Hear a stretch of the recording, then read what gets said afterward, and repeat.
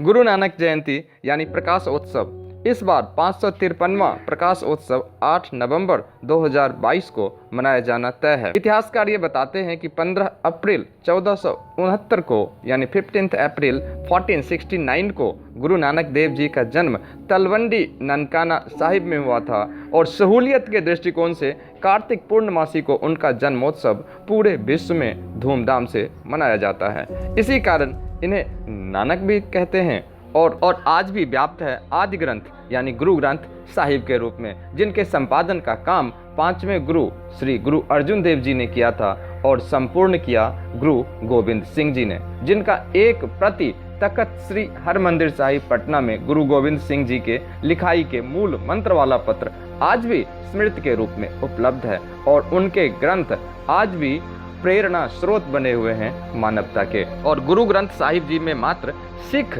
गुरुओं के ही उपदेश नहीं हैं, वरन ऑलमोस्ट 30 अन्य संतों और महात्माओं के जो कि हिंदू धर्म से हैं उनके भी वचन उसमें लिपिबद्ध हैं। जयदेव जी महाराज, कबीरदास जी महाराज, परमानंद जी जैसे ब्राह्मण भक्तों की वाणी भी है उसमें। वहीं जाति पाति के आत्महंता भेदभाव से ग्रस्त तत्कालीन हिंदू समाज में हेय समझे जाने वाले जातियों के प्रतिनिधि दिव्य आत्माओं जैसे कबीर, रविदास, नामदेव, शैन जी, शगना जी, शिवाजी, धन्ना जी इत्यादि महात्माओं संतों की वाणी उसमें लिपिबद्ध है।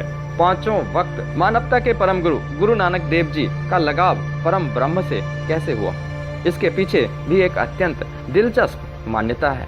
इस मान्यता के अनुसार वो अपने बहनोई जयराम जी के जरिए सुल्तानपुर लोधी के नवाब के शाही भंडार की देखरेख में काम करते थे। इस प्रसंग के अनुसार एक बार वो तराजू से अनाज तौलकर ग्राहक को दे रहे थे।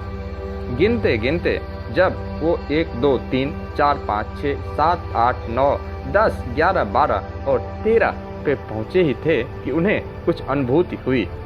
जब वो तौलते जाते थे, जब भी 13 शब्द आता था तो उन्हें एक आकाशवाणी सी आती थी कि 13 फिर 13 और सब 13 ही 13।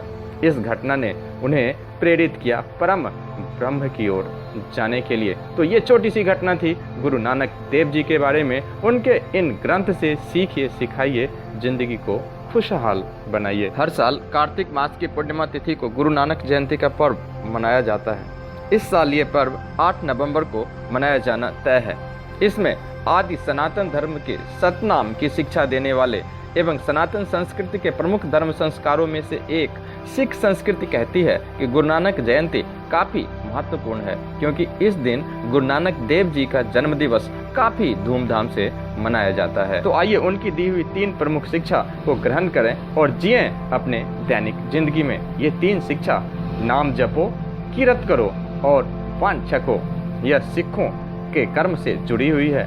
कर्म में श्रेष्ठता लाने की ओर ले जाती है, यानी मन को मजबूत करो, कर्म को ईमानदार करो और कर्म फल के सही इस्तेमाल की सीख देती है। ये एकाग्रता परोपकार की ओर भी ले जाती है। गुरु नानक जी कहते हैं कि सोची सोची न हो वही जो सोची लखवार, चुपे चुपे न हो वही जो लाई रहाली अवतार। यानी ईश्वर का रहस्य सिर्फ सोचने से नहीं जाना जा सकता, इसलिए नाम जपें। नाम जपना यानी ईश्वर का नाम बार बार सुनना और दोहराना। नानक जी ने इसके 2 तरीके बताए हैं। संगत में रहकर जप कीजिए, संगत यानी पवित्र संतों की मंडली में, या एकांत में जप कीजिए। यूं तो गुरु नानक देव जी की शादी 16 वर्ष की उम्र में ही हो गई थी, मगर शादी की वजह से परमात्मा से वो विरक्त नहीं हो पाए और द्वितीय पुत्र के उत्पन्न होने के उपरांत वो पूरे विश्व का भ्रमण करते और लोगों को शिक्षा देते। जो उनका शिक्षा ग्रहण करते शिष्य बनते, शिष्य यानी सिख कहलाते। इसी क्रम में वो पंजाब, सिंघल, कामरूप, पुरी, दिल्ली, कश्मीर, काशी, हरिद्वार जैसे प्रमुख जगह गए और वहाँ सबको शिक्षा दी। और क्या शिक्षा दी? 2 प्रमुख शिक्षा मैं आप तक शेयर करता हूँ। एक ओंकार और दूसरा सनातन सतनाम की शिक्षा उन्होंने दी। उन्होंने कहा एक ओंकार यानी ओम एक है, ईश्वर एक है, आत्मा उसी का अंश है।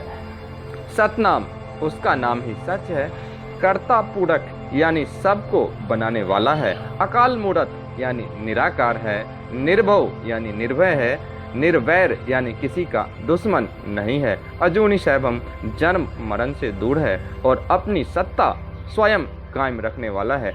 ऐसे परमात्मा को गुरु नानक जी ने अकाल पुरख कहा, जिसकी शरण गुरु के बिना संभव नहीं। उनके सहज ज्ञान के साथ लोग जुड़ते गए, शिष्य बनते गए। गुरु नानक से चली सिख परंपरा 9वें गुरु तक चली।